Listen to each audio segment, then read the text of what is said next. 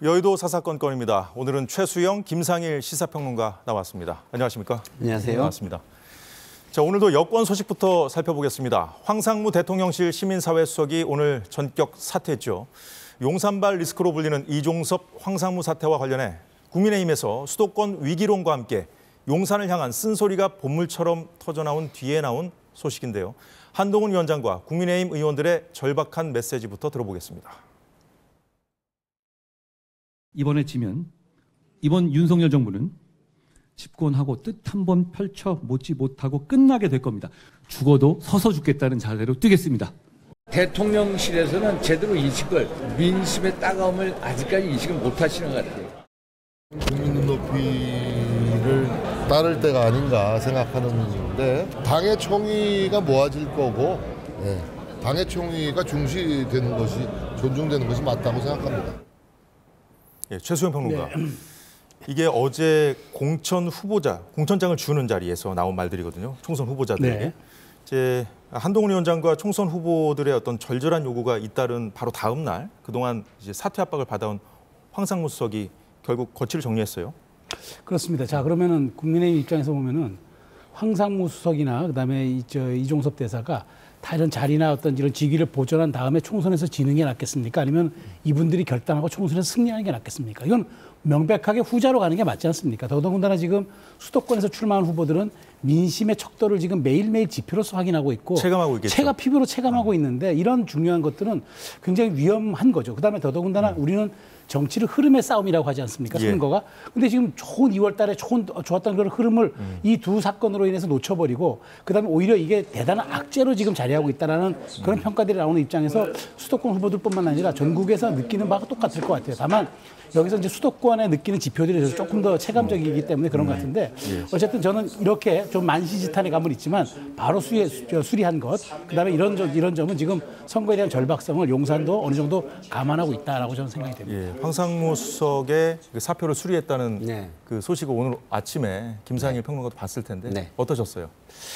일단은 뭐 잘했죠. 근데 이제 잘했는데 문제는 황상무 수석 논란도 논란이지만 이종섭 호주 대사 논란이 사실은 더 클 수 있는 거예요. 근데 이제 그 부분에 대해서는 즉시 귀국을 하겠다 이번 주 내로 이렇게 얘기를 했는데 또 이번 주에 또 25일 날 또 이제 공관장 회의가 있다는 거 아니에요? 예. 그러면은 국민들이 볼 때는 이게 자진 귀국이야 아니면 공관장 회의 참석차 귀국이야 뭐 이런 생각이 좀 들 수 있잖아요. 그래서 지금 모든 대응이 마지못해 찔끔찔끔하는 것 같은 생각이 들잖아요. 근데 사실은 이런 거를 기왕 할 거면요 시원하게 그 국민들의 기대를 뛰어넘어서 이렇게까지 한단 말이야? 이런 느낌을 주는 게 중요해요. 그렇지 않으면 그냥 미봉 내지는 봉합 이 정도 수준으로 그냥 끝나는 겁니다. 근데 앞으로 상황을 좀 더 지켜봐야 될 것 같고요. 그렇죠. 예. 황상무 수석 논란은 사실 그 이종섭 호주 대사 말씀하신 그 논란과 겹쳐서 당정 간의 충돌로 이어질 조짐까지 보였었는데 개파를 떠나서 총선의 악재가 될 거란 위기감이 거세졌고요. 그런 위기감이 반영돼 내린 결정으로 분석되고 있습니다. 여당발 위기로는 지표로도 나타나고 있는데요. 최근 높은 상승세를 보였던 서울 지역의 지지도가 이종섭 대사의 출국 이후에 15%포인트나 급락하는 모습을 보였습니다. 지난 12일부터 14일까지 이뤄진 한국갤럽의 자체 여론조사고요. 서울에 거주하는 만 18세 이상 남녀 183명에게 무선 전화 면접 100%로 진행됐습니다. 황 수석 사퇴에 대해서 국민의힘에서는 만시지탄이라는 반응이 나왔는데요. 이종섭 대사에 대해서도 단호한 조치가 필요하다는 목소리가 커지고 있습니다. 대통령실이 공수처와 법리공방, 진실공방을 벌이기보다는 억울한 면이 있더라도 악화된 여론을 감안해서 이 대사가 즉시 귀국해야 한다는 겁니다. 이런 가운데 이종섭 대사도 조만간 자진 귀국할 거라고 앞서 보도해드린 대로 오늘 대통령실과 한동훈 위원장이 전했습니다. 자, 한 위원장 그러면서 이렇게 말했는데요. 잠시 들어보겠습니다. 여러분, 우리는 민심에 순응하는 정당입니다. 이재명 대표의 민주당은 민심을 거부하는 정당입니다. 맞아요. 여러분, 최근에 있었던 여러분들이 실망하셨던 분들이 많으셨던 황상무 수석 문제라든가 이종섭 대사 문제 저희가 결국 오늘 다 해결됐다는 말씀을 드립니다. 사실 이종섭 대사 문제는 그 개인 발언 때문에 논란이 된 황상무 수석 문제하고는 좀 그렇죠. 다르잖아요. 그래서 이제 대통령실의 대응도 좀 다를 수 있다 이런 관측도 나왔었는데 이렇게 선회했다는 것은 당정이 갈등을 피하고 선거를 위해서 확실히 정리수순으로 들어갔다. 다 해결됐다는 이제 한동훈 위원장 발언도 좀 이런 측면에서 강조한 게 아닌가 싶은데요. 그렇습니다. 지금은 분명히 말하자면 논쟁의 시간이 아닙니다. 지금은 선거의 시간입니다. 그리고 20여일밖에 남지 않은 정말 초극단의 상황입니다. 그렇기 때문에 저는 이렇게 봅니다. 지금 사실 대통령실도 말하자면 말하고 싶은 게 많을 거예요. 왜냐하면 이종섭 대사 관련해가지고는 사실 공수처가 이렇게 비교적 간단한 사안인데 과연 외압을 행사했느냐, 직권남용했느냐 이것 부분인데 이걸 6개월 동안 아무 조사도 안 했다는 거 사실 납득이 안 돼요. 그래서 공수처가 그래서 정치하고 있다는 얘기가 그래서 나오는 겁니다. 그렇지만 그럼에도 불구하고 저도 드리고 싶은 말씀은 억울한 점이 있더라도 정치는 사실의 영역이 아니라 인식의 영역입니다. 예. 국민들이 어떻게 감정적으로 받아들이느냐 이게 중요한 거지 사실이 어떻고 이게 합리성이 어떻고는 이게 부차의 문제거든요. 그런 측면에서 저는 이렇게 빨리라도 어쨌든 지금 방산 그 공관장 회의 끝나고 이제 재외공관장에 있어서 어쨌든 국내 이종섭 대사가 계속 대기하면서 한다 그러면은 공수처가 또 이렇게 간단한 사안을 뒤로 계속 질질 끌린다 그러면은 오히려 그 공수처에 대한 수사 중립성의 문제가 나올 수 있기 때문에 저는 이 민심의 어떤 이 파고들을 그래도 빨리 감안한 그런 어떤 조치다. 저는 그나마 뭐 만시지탄으로 얘기했지만 그럼에도 저는 이 가장 이렇게 그 빠른 그래도 시간 안에 정리했다고 저는 생각합니다. 빠른 시간 안에 정리했다. 예. 황 수석이 사퇴하자 민주당은 이 본질은 도주 대사라며 공세를 이어갔습니다. 이재명 대표 발언 잠시 듣겠습니다. 런종섭 도주대사 해외 도피시키려고 허위사실까지 대통령실이 유포하고 있습니다. 대통령실이 핵심 피의자를 해외로 출국 도피시킨 것도 모자라서 허위사실로 범죄까지 저지르면서 국민을 기만하고 있습니다. 윤석열 대통령은 즉각 대사 임명을 철회하고 이종섭 전 장관을 국내로 압송하기 바랍니다. 예, 김상일 평론가도 앞서 이종섭 대사 문제가 더 중요한 문제다. 그리고 또 좀 더 대통령실에서 좀 더 시원하게 좀 조치를 해야 된다는 얘기를 해주셨는데 뭐 같은 맥락인가요? 이 대표 그렇죠. 발언. 아직 공격의 소지가 많이 남아있다 이렇게 생각을 하는 거죠. 그러니까 한동숙 비대위원장은 다 해결했다 이렇게 얘기를 하잖아요. 근데 민주당은 다 해결되지 않았다 이렇게 얘기를 하고 있는 겁니다. 근데 한동훈 비대위원장의 다 해결됐다 이 얘기는요. 판단의 주체가 본인이라고 느껴지잖아요. 그러면은 국민들 입장에서 이거 우리가 판단하는 거야? 뭐 한동훈 비대위원장이 판단하는 거야? 이렇게 생각할 수 있어요. 그래서 저 말은 제가 볼 때는 좀 약간 성급하게 하신 말씀인 것 같고 그거보다는 국민께 좀 더 설명하는 이런 노력을 해서 제가 이렇게 뭐 했습니다. 그러니까 뭐 좀 이해해 주십시오. 이렇게 이해를 구하는 쪽으로 얘기를 하는 게 맞죠. 국면으로 들어가니까 좀 봐달라는 뭐 그런 메시지 아닐까요? 근데 다 해결됐다라고 단정적으로 얘기를 하잖아요. 그러면 국민들은 이게 깔끔한 해결이 안 됐다고 볼 수도 있는 거거든요. 그래서 저는 한동훈 비대위원장은 좀 더 낮은 자세로 이야기하는 것이 중요하다라고 저는 생각을 하고 아무리 조급해도 이 상황을 빨리 넘기기 위해서 국민의 생각을 본인이 입력하듯이 하는 발언은 맞지 않다. 이런 생각이 저는 자, 그런데요. 이종섭 대사가 곧 귀국을 한다면 공수처가 뭐 수사에 시간을 끈다든가 이 수사를 선거에 이용하고 있다는 그 여당의 그 역공이 펼쳐지지 않겠습니까? 저는 그렇게 하면 또 그것도 저는 패착일 수 있다고 보는 게 송영길 전 대표가 자진 출석해가지고 수사 받겠다 할 때 그 국민의힘에서 어떻게 비난했습니까? 그러면은 수사기관의 일정을 송영길 전 대표가 맘대로 막 좌지우지 한다는 얘기냐. 수사라는 건 다 상황이라는 게 존재하고 얼마큼 수사에 어떤 증거가 모였느냐라는 것도 중요하고 그다음에 그 정점으로 가기 위한 그 전에 피의자들을 조사하고 이런 것들이 다 있는데 저 최종 피의자의 뭐 말에 따라 가지고 수사 스케줄을 검찰이 바꿔야 된다는 것이냐, 막 이렇게 굉장히 오만하다고 비판을 했었거든요. 그러면은 그 비판에 본인들이 걸어 들어가는 거잖아요. 그래서 저는 그런 공격은 오히려 패착이 될 수 있다 이런 생각이 듭니다. 송영길 대표 건하고도 비교해서 설명을 해주셨는데 최수영 평론가. 사실 이 사건은 이게 좀 다른 게 도피했다는 데 좀 방점을 두고 네, 야당이 네, 좀 네. 공세를 펴지 않았습니까? 네. 근데 저는 지금 이재명 대표가 이 압송이라는 표현을 썼는데 이 압송이라는 건 죄인을 끌어온다는 뜻이거든요. 오늘 뭐 압송하자 뭐 이런 얘기했죠. 앞서 제가 좀 전에 좀 발언해서 예, 했는데, 그렇죠. 근데 우리나라는 지금 이재명 대표 또한 7개 사건에 대한 그 혐의로 재판을 받고 있어도 예. 무죄 추정의 원칙에 따라서 지금 재판이 진행 중 아닙니까? 예. 이분은 사건 조사도 제대로 이루어지지 않은 상태에서 마치 죄가 확정된 것처럼 압송해 오겠다.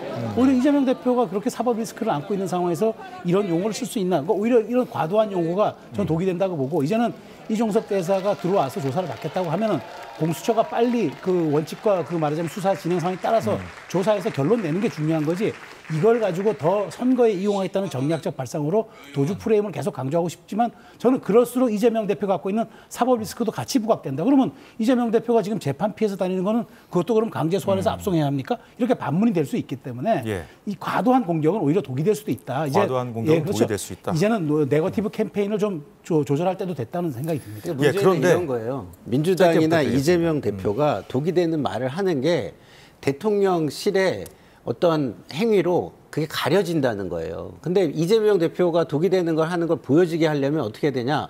대통령실이 그 화면에서 사라져야 돼요. 그걸 좀 아셔야 된다고 저는 생각합니다. 최수영 평론가 반론하시겠습니까? 아니, 반론이 아니라 뭐 당연히 지금 이 정권 심판론이 부각되지 않도록 관리해야 된다는 건데, 저는 어쨌든 이 부분에 대해서는 이제 대통령실도 입장을 어느 정도 정리한 걸로 봐서 앞으로의 캠페인은 이제는 좀 네거티브가 아니라 좀 예. 긍정적 캠페인으로 진행될 것 같다라는 생각이 드는 겁니다. 지켜보죠. 네. 예.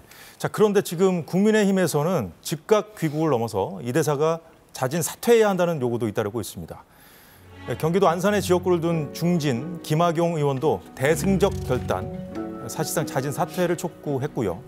최정 의원 같은 경우에는 대통령실의 전면 쇄신을 요구하기도 했습니다. 자, 김상희 평론가. 네. 자, 이런 상황 변화들, 네. 여권을 움직이게 한 이 힘, 바로 네. 결국은 민심인데, 그렇죠. 중도층, 네. 특히 중도 성향의 유권자들이 많은 수도권 민심이 네. 이렇게 이종섭, 황상무 이 이슈에 이토록 민감하게 반응한 이유는 뭘까요? 그러니까 이 중도층이 사실은 문재인 정부를 심판한 거잖아요. 그래서 정권이 교체됐잖아요.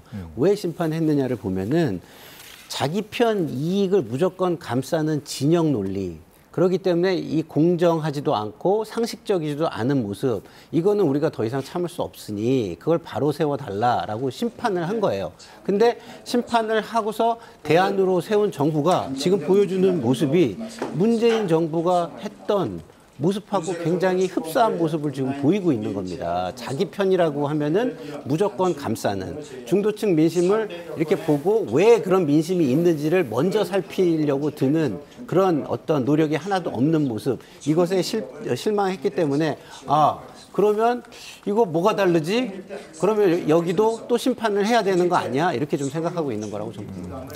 자, 최수영 평론가는 어떻게 보십니까? 지금 이 선거일이 다가오면 다가올수록 느껴지는 게 결국은 중도층 표심을 얼마나 공략하느냐, 이 싸움이라는 생각이 들거든요. 그렇죠. 그래서 어떻게 이렇게 한두 가지 이슈에 따라서 총선 판세가 이렇게 요동칠 수 있을까, 다들 놀라지 않았습니까? 그렇죠. 그래서 불과 며칠 전만 해도 아까 말씀하셨듯이 분위기가 달라졌지 그렇죠. 않습니까? 예.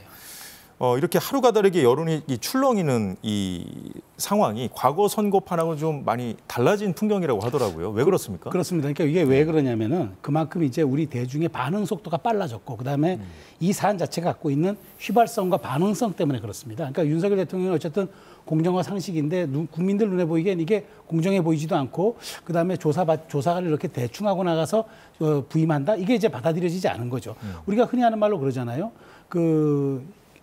시장이 이기는 경제가 없고, 그다음에 민심이 이기는 정치가 없다고 하는데, 예. 이건 휘발성이 큰 사안이란 말이에요. 그러다 보니까 급락폭이 큰 거죠.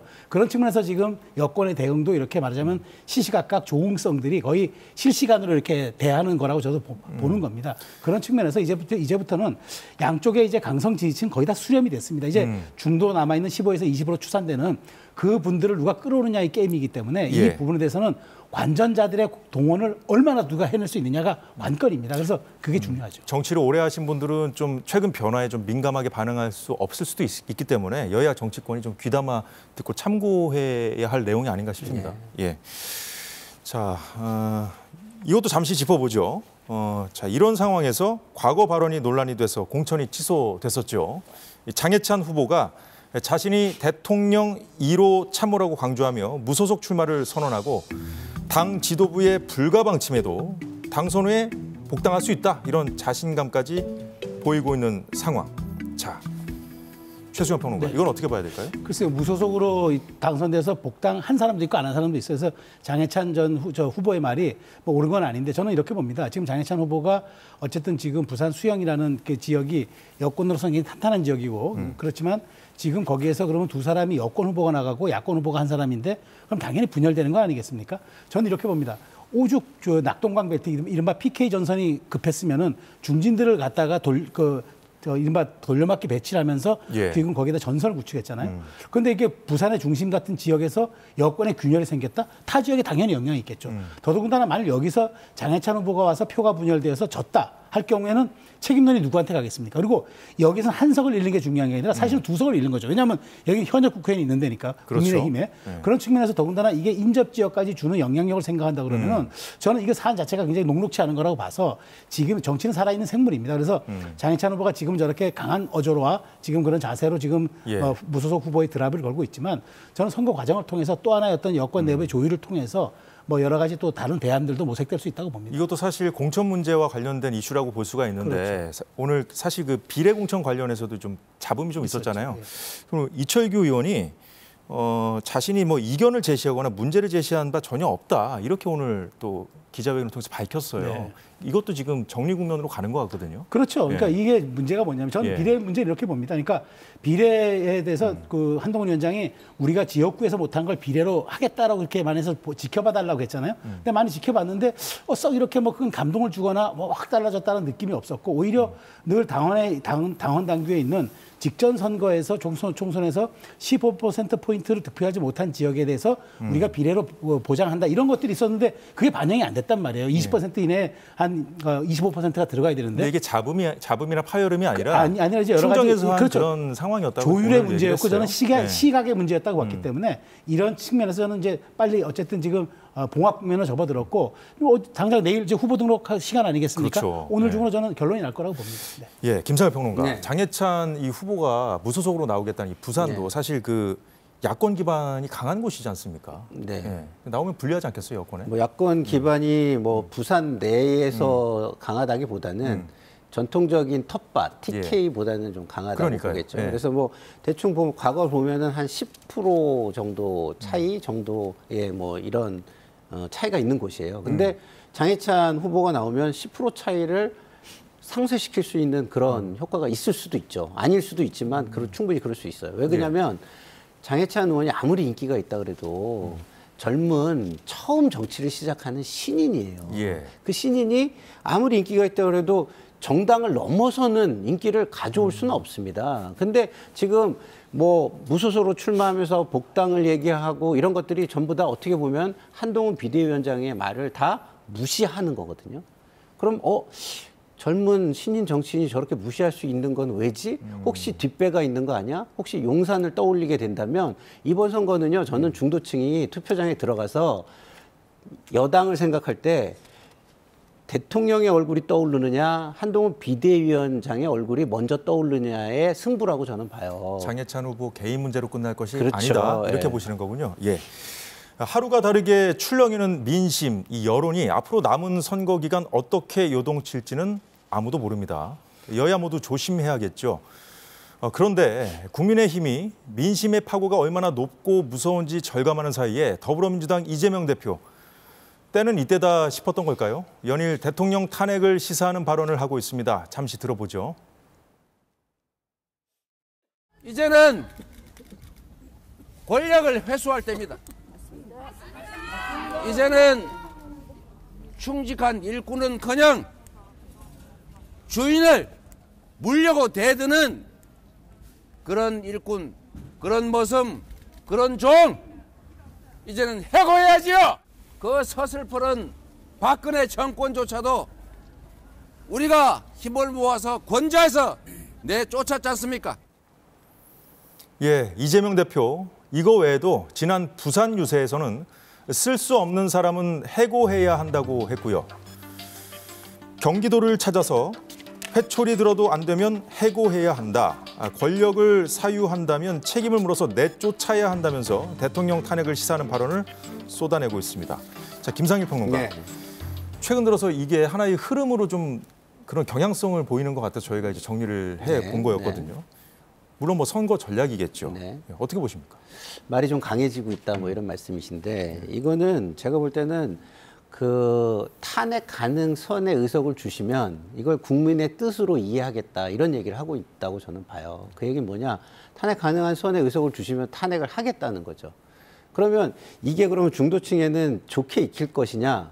저는 좋게는 안 익힐 것 같아요. 왜냐하면 이미 다수당이 되거나 일당이 되는 거는 됐고 그걸 넘어서서 의석을 바라고 있다 이렇게 읽혀지잖아요. 그런 측면에서 보면은 조금 국민 입장에서는 벌써 다 이겼다고 생각하나 이렇게 보일 수도 있어서 저는 아직까지는 낮은 자세로 그래도 계속 표를 달라고 얘기하는 게 낫지 이렇게 아예 어떤 선을 정해서 그 이후에 이게 충족이 되면 어떤 행위를 하겠다 이렇게 얘기하는 건 좀 과도해 보입니다.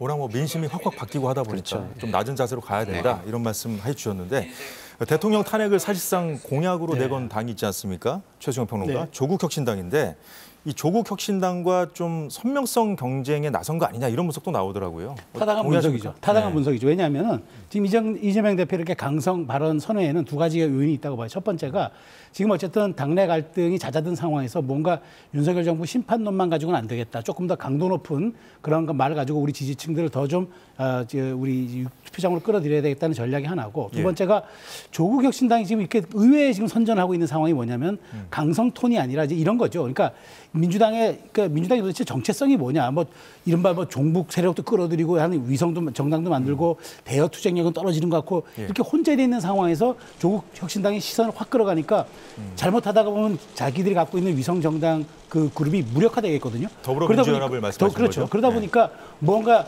여기서 우리가 말하자면 강경한 모습과 우리가 아주 선명한 이 경쟁에서 우리가 우위를 점해야 되겠다. 최소 떨어지진 않아야 되겠다라는 측면에서 조국 지지층으로 가는 걸 저는 어느 정도 끌어야 되겠다. 이게 왜냐하면 제로섬 게임이기 때문에 그래서 저는 그런 점을 아마 고민했던 것 같아요. 그래서 강성 발언 선회하는데 저는 김상평 평론가 말대로 결국 지금은 20% 남은 이 정도의 추산되는 이 중도를 갖고 오는 게임에서 과연 지금은 강성 지지자들의 동원이 중요할까? 아니죠. 저는 지켜보는 관전자들의 동원이 더 중요한 사안이기 때문에 오히려 이게 본선 정말 투표가 시작되고 나면 그러니까 선거가 시작되고 나면 이게 오히려 좀 부담으로 작용할 가능성이 크다고 봅니다. 어떻게 보면 상황이 안 좋아서 이렇게 더 선명하게 가는 건데 결국 도움은 안 될 것이다. 그렇죠. 이런 말씀이시네요. 자, 이런 상황에서 비명계 박용진 의원, 정봉주 전 의원의 공천 취소로 공석이 된 자신의 지역구죠. 서울 강북을 경선에 또다시 도전했는데 예상대로 조수진 변호사에게도 패해서 낙천했습니다. 자, 워낙 불리한 조건에서의 경선이다 보니까 박 의원 승리 가능성 희박했지만 언론은 박 의원이 2번이나 비명 행사를 당했다고 보도했습니다. 박 의원은 이런 결과에 지난 한 달간 자신 몰래 트루먼 쇼를 찍고 있는 게 아닐까 생각했다는 입장을 밝혔습니다. 그만큼 자신이 겪은 상황이 비현실적이었다는 얘기로 해석되고 있는데요. 자, 김상일 평론가. 뭐 말씀드린 대로 예상했던 결과였는데 어떻게 보셨어요? 뭐 놀랍지 않은 거니까 별로 놀라지 않았습니다. 놀랍진 않았지만 어떤 생각이 드셨습니까? 그러니까 저는 이제 항상 얘기하는 게 이게 이제 저는 성공한 그 친위 쿠데타다 이렇게 얘기하는데요. 박용진 의원이 걸러지지 않으면 그게 성공한 친위 쿠데타가 될 수가 없잖아요. 그래서 마지막 방점을 찍은 거다. 그러니까 주류 세력을 완벽하게 교체해내는데 필수적인 일을 했다. 저는 이렇게 보기 때문에. 그럼 비명 행사의 마침표다? 그렇죠. 확인 사살이다. 이렇게 표현을 하는 게 맞다고 봅니다. 자, 최수영 평론가는 어떻게 보십니까? 사실 이 2번의 경선 과정을 거치면서 박용진 의원의 체급이 커졌거든요. 사실 이 경선 결과 발표를 앞두고 봉하마을을 찾기도 했는데 정치인들이 이제 불리한 상황에 놓이면 그 상황을 최대한 또 이용을 하잖아요. 그렇죠. 저는 이게 지금 봉하마을을 찾을 때가 이제 경선이 진행될 때 아닙니까? 예. ARS 여론조사 결과 진행될 때인데. 어차피 어떻게 보면 질 게 뻔한 상황에서 저희 간 거잖아요. 그럼 뭐 자기 지역에 서울에 있지 않고 어디를 갔습니까? 또 그 전날에 어디 갔습니까? 전라북도 전북, 자기 고향을 갔습니다.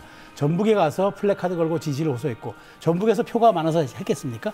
이제 전북의 아들이 이렇게 핍박당하다 돌아왔다. 얘기를 서사를 일종의 정치인으로서 큰 서사를 만드는 거죠. 그다음에 봉하마을 갔습니다. 바보 노무현의 정신이어서 바보 박용진으로 가서 민주당의 비록 주류가 아닐지라도 민주당의 정신을 살리겠습니다.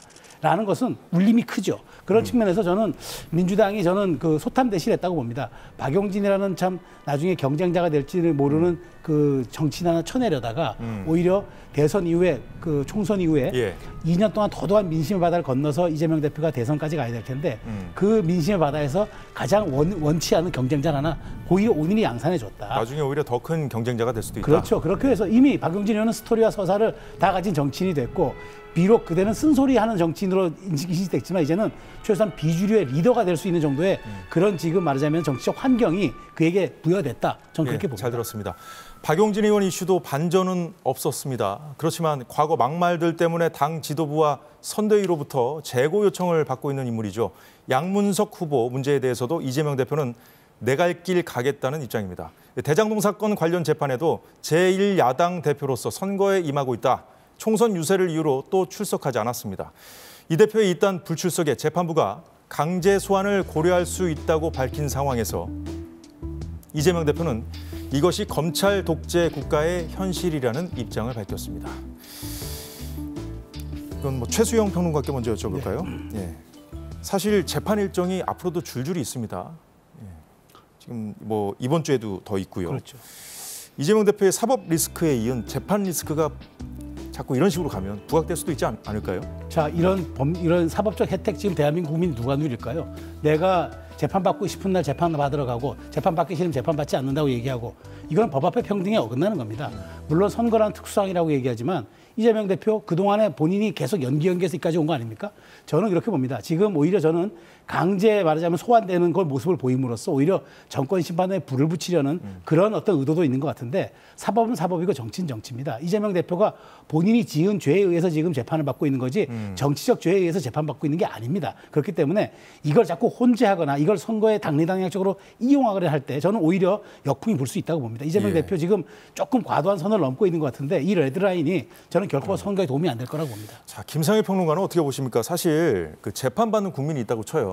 일반 국민들은 뭐 나도 이렇게 해볼까 이렇게 상상하기도 힘든 일이죠. 그렇죠. 그건 맞지 않습니까? 그리고 뭐 그 검찰 독재국가의 현실이라고 하는데 법원이 강제 소환하는 거는 검찰의 어떤 수하로서 내지는 지휘를 받아서 하는 건 아니잖아요. 그래서 좀 논리적으로 맞지 않는 부분이 있는데 이런 이야기를 논리에 맞지도 않는데도 과감하게 하는 이유는 저는 윤석열 대통령을 너무 믿고 있다라고 저는 봐요. 근데 무슨 말씀입니까? 윤석열 대통령이 지금 정권 심판론의 어떤 주체잖아요. 예? 근데 여기가 변하지 않을 것이다. 예? 윤석열 대통령이 변해서 정권 심판론이 예를 들어서 대체가 된다면, 예를 들어서 한동훈 비대위원장의 얼굴로 대체가 돼서 차기 경쟁이나 이런 걸로 구도가 바뀌어버리면 불리할 수 있잖아요. 근데 그렇게는 되지 않을 것이다. 윤석열 대통령이 그걸 용인하지 않을 것이다. 이러고 믿고 있는 거죠. 그렇지만 만약에 윤석열 대통령이 결단을 해가지고 만약에 본인을 충분히 낮추고 한동훈 비대위원장을 앞세운다면 다음 심판 대상은 본인이 될 수도 있다는 거를 알고 인식하고 있어야 저런 거는 좀 자제가 가능해지지 않을까 이런 생각이 듭니다. 예, 뭐 보수 언론에서는 최근에 이제 국민의힘 상황이 좀 주춤하니까 이재명 대표가 좀 막 나간다 뭐 이런 식으로 보도를 또 하기도 하더라고요. 자, 조국 혁신당 상황을 좀 더 얘기를 해봐야 될 것 같아요. 예, 최근에 이제 돌풍이라고 해도 과언이 아닐 정도로 좀 지지율 상승세를 보이고 있는데 이렇게 조국 신당 지지율이 오르니까 이제 협력하겠다던 이재명 대표하고 조국 대표가 좀 충돌하고 있는 거 아니냐 이런 보도도 나오고 있거든요. 최수영 평론가 어떻게 보십니까? 저는 조국 대표가 그 혁신당이 세 가지의 얼굴을 갖고 있다고 봅니다. 첫 번째가 그 친문의 계승자로서의 얼굴이 있고 두 번째가 이재명의 대안으로서의 또 얼굴이 있습니다. 마지막으로 세 번째가 그 윤석열 그 말하자면 심판론의 선봉에 서 있습니다. 이 세 가지가 서로 어울릴 듯 하진 않은데 이게 서로 조합이 맞아떨어져서 지금 세 가지를 다 가지고 지금 저렇게 혁신당의 돌풍이 이어지고 있는데 이재명 대표 입장에서는 딜레마죠. 왜냐하면은 너무 가까이 가려니까 자기 위성 비례 정당의 몫이 줄어들고 너무 멀리 떨어지려니까 자신들의 윤석열 정부 심판론이 좀 희석될 것 같고 이 딜레마에서 지금 고민하다가 제가 보기에는 요새 몰빵이 자꾸 얘기 나오는 걸로 봐서는 약간 거리를 두고 가겠다 생각한 것 같아요. 더군다나 조 대표가 그 민주당에서 약간 실망한 분들이 우리 쪽으로 온다는 얘기가 또 촉발된 것도 같고 어차피 거리를 둬서 가도 그 야권 지지층들은 파이는 커진다고 해주니까. 생각할 것 같아요. 그래서 그런 전략으로 가는데 근데 이 사안에서 이재명 대표 스텝을 잘 봐야지 애매한 쪽으로 가다 보면은 저는 조국이라는 사람, 저 대표가 오히려 나중에 이재명 대표의 그 22대 국회가 개원했을 때 가장 그 처리하기 어려운 경쟁자로 부각할 수도 있어서 이 점도 아마 고민할 것 같아요. 네, 그것도 좀 이따가 여쭤보도록 하겠습니다. 자, 그 김상일 대표는 어떻게 보세요? 이 두 사람이 충돌한다는 게 그냥 나온 말이 아니고 네. 이재명 대표가 이런 말을 했습니다. 우군보다 네. 아군이 많아야 한다. 네. 그래서 이제 조국 혁신당보다는 민주당의 표를 몰아달라 이런 뜻으로 해석이 됐고요. 조국 대표는 TK 유권자들이 윤석열 대통령이 싫어도 민주당으로는 안 간다 이런 발언을 했습니다. 네. 이게 사실은 삼지대 새로운 미래라든가 개혁신당에서나 나올 법한 발언이잖아요. 그렇죠. 네. 네. 어떻게 봐야 그러니까 됩니까? 실제로 저는 그 조국 대표가 대구 시민의 말을 소개한 부분이 중도층이나 민주당 지지층에 특히나 민주당 지지층에 많이 있다고 봐요. 이게 그냥 한 발언은 아닌 그냥 것 한 같은데. 발언은 저는 아니라고 보는 게, 자, 민주당 입장에서 지금 두 거악이 충돌을 하고 있는데 더 큰 악을 먼저 제거해야 되겠다는 생각은 분명한 거예요. 근데 그 거악, 더 큰 거악이 충돌됐을 때 남아있는 거악은 그럼 어떡하지? 라는 생각을 하고 있는 겁니다. 그래가지고 포트폴리오를 구성하고 있는 거라고 저는 보거든요. 그러면 뭔가 장기적인 관점에서 그렇죠. 뭔가를 하고 있다. 분산 투자를 한다고 저는 보는데, 예를 들어서 이재명 대표가 이런 겁니다. 국민의 비난이 지금 물이라고 하면은 물이 막 몰리는데 첫 번째 뚝이 윤석열 대통령이에요. 근데 이 뚝이 무너진다고 생각하세요? 그러면은 두 번째 뚝은 어디가 되겠습니까? 이재명 대표가 되는 거죠. 그다음에 세 번째 뚝은 조국 대표가 되는 거라고 저는 봐요. 그래서 이분들이 지금 하는 것이 앞에 뚝을 보고 정치를 하고 있다. 곧 자기한테 올 비난은 전혀 생각하지 않고 있다. 저는 이런 생각이 좀 듭니다. 뭐 장기적인 관점에서 분산 투자를 한다는 표현까지 해주셨는데 네.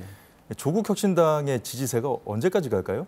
그거는 아까도 제가 얘기했지만 이 두 뚝이 무너져가지고 비난이 조국 대표에게 몰려올 때 거나 아니면 앞에 두 뚝에 해당하는 두 거악이 잘할 때 더 이상은 이 오만한 태도를 유지하지 않고 국민을 받드는, 국민 눈높이에서 행동하려는 노력이 시작되고 국민에게 인정받을 때까지는 결국은 대안으로서 두 군데를 할 수 없으니까 어쩔 수 없이 나는 어디다는 표를 줘야 되는데 어쩔 수 없이 가는 곳으로서 일종의 쉘터죠, 쉘터, 피난처 투표식으로 거기에 간다고 저는 생각합니다. 예, 거악이라는 표현은 저희가 조금 톤 다운을 하겠습니다. 네. 예.